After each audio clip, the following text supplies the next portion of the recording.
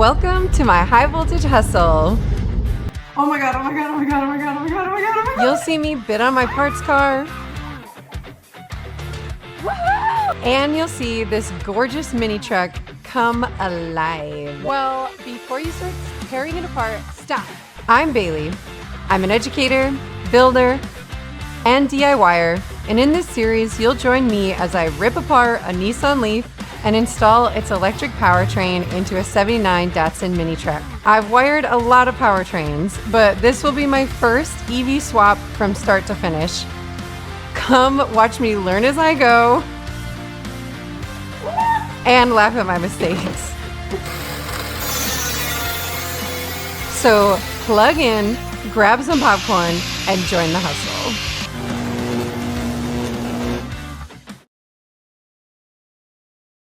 This is my 1979 Datsun 620 King Cab pickup truck. Throughout this series, you're gonna see me convert it from gas to electric. And so first things first is I wanna take a look at all the components that I'm gonna use for this electric conversion. This is the EM57 motor out of a 2019 Nissan Leaf SV Plus. It has about 160 kilowatts of power, which if you are gas guzzlers, then that's about 214 horsepower. It has 250 foot-pounds of torque, which is about 340 Newton meters for those of you outside of the US. And as you can see, the motor already stacks with the inverter. This is a little bit larger inverter in the SV Plus, which allows me just a smidge more of that max continuous current when I want to put pedal to the metal. It was originally a transverse mounted permanent magnet synchronous motor, but I am actually going to flip it to be longitudinal so that I can send the power back to the rear diff and maintain that rear wheel drive of the original truck. As you can see, it is one of the few items in my build that will be liquid cooled, and it's clocking in at about 100 pounds for just the motor and about 30 pounds for this larger inverter. This transmission is from a 1996 1.8 liter Mazda Miata, so it's an NA 5-speed transmission. It's rated for about 180 foot-pounds of torque. It can max, I've seen it about more like 220 foot-pounds of torque. So I may have to derate the motor in a couple of gears just to make sure I don't blow up my transmission, but I think that it's gonna work just fine. Since I'm going to flip this longitudinal, I'm gonna need a custom adapter plate to mate it to the Miata transmission. And then I decided to opt for the Fidenza flywheel. This bad boy is made of aluminum, so it's only 8.5 pounds, whereas the original cast iron one is about 18 pounds. And in an electric repower, every single pound matters. So thinking about weight distribution and seeing where I can cut over 10 pounds, which is really exciting. Then with the transmission, once it's like completely full with fluid, usually clocks in around 70 pounds.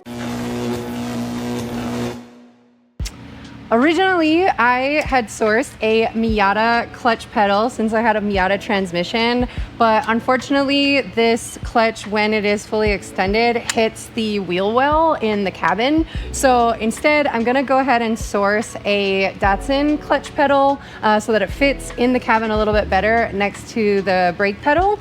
But I am still gonna use the Miata master cylinder and slave cylinder. The primary and secondary, the mother cylinder and the child cylinder, the primary cylinder and the secondary cylinder, the sender of hydraulic pressure to the receiver cylinder of hydraulic pressure. We tried. I'm gonna use the stock rear differential from the Datsun, which is a 4.375 to 1. So my final drive ratio in first will be about 13.56 to 1, and then in fifth, it'll be 3.5 to 1. So the stock radiator from the Datsun is pretty large. So I decided to take out this radiator, and I found from Skunk 2, one of those like half radiators or heat exchangers from a Honda Civic. It is way lighter being aluminum, and it'll make for plenty of room to put my vintage air condenser right here in the grill so that there's room for the motor, inverter, and power distribution module. So the Nissan Leaf SV Plus battery pack is a 62 kilowatt hour pack that comes in at 403 max voltage, 350 nominal voltage. It is a 96S 2P configuration, and these are NMC pouch cells, so it allows them to be air cooled, which will really save me some money on extra plumbing, an additional radiator, and other logistics. Obviously, it is too soon to be able to tell what my range will be, but I am predicting, given that this is almost 900 pounds, maybe over 900 pounds, that I'm gonna get around 150 to 200 miles of range. And I'm gonna be mating it to the Resolve EV controller. They have all the harnesses and logic that I need for all of these Nissan Leaf parts to talk to each other. This is the Leaf PDM, or a power distribution module. They don't just call it the charger because it has combined functions. So first and foremost, it is the charger. So you can see I have my J1772 plug here. This will allow me to have both level 1 and level 2 charging. But it is also the DC-DC converter, which acts as like the alternator, where it'll step down the high voltage DC to 12 volt DC to power all of the accessories. It is also the onboard charger, so that it can take the AC from the wall and turn it into DC to power the high voltage components. It is also one of the only other components in my build that is liquid cooled. It's made of aluminum. It'll be about 65 pounds of added weight to this. But ultimately, best case scenario is originally it was stacked on top of the motor and the inverter.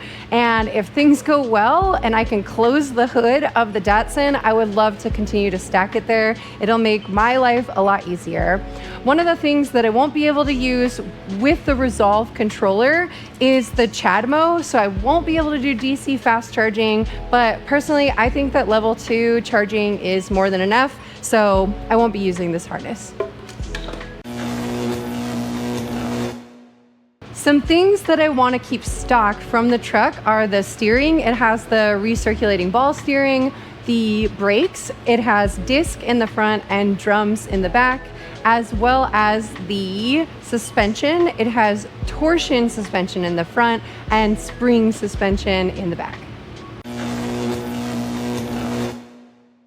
For my gas pedal, my accelerator pedal, or APP, I am going to use the pedal from the Nissan Leaf because Resolve EV controller have a harness that allows me to talk to this pedal.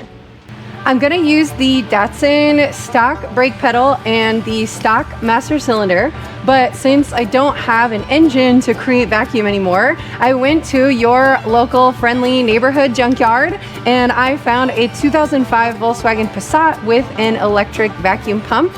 Further, I want to make sure that I have the right fittings, so I took the lines off of the Passat's pump as well so that I can get the right fittings for my own hoses. And then, since I do have disc brakes in the front, I'm going to use the AEM brake pressure transducer so that I can still get regenerative braking. That will allow me, when I press the pedal, the PSI of pressing the pedal will be converted to a millivolt signal so that I can still have regen when I press the brakes. For the HVAC system, I'm hoping to upcycle some of the Nissan Leaf components and some of the Datsun components. So first things first is this is the PTC heater out of the Nissan Leaf dash, and you can see that it's pretty small. It's just a smidge bigger than the truck's heater core. So since the heater core is in that beautiful center console of the truck, I'm gonna try and just slide this in right where the old heater core was so I can keep that awesome like Datsun logo like right on the center console and keep it looking like the original interior. I also want to try my best to use the stock gauges and the cable-driven controls for HVAC. And then for Leaf components, I'm also gonna see if I can upcycle the Freon lines. I'll likely have to get an aftermarket like Denso compressor for the AC, but if I can use mounts like from the truck for things like an aftermarket compressor, I think this would be a great way to upcycle some of the components. I'm gonna do my best to have as little waste as I can and see how much of these products I can reuse in the build. If this sparks your interest, follow me around in this series as I convert this vintage Japanese mini truck to electric. You can like and subscribe to hear about the new episodes as they drop. And please put in the comments, how much do you think that this project is gonna cost me? We'll find out at the end of the series.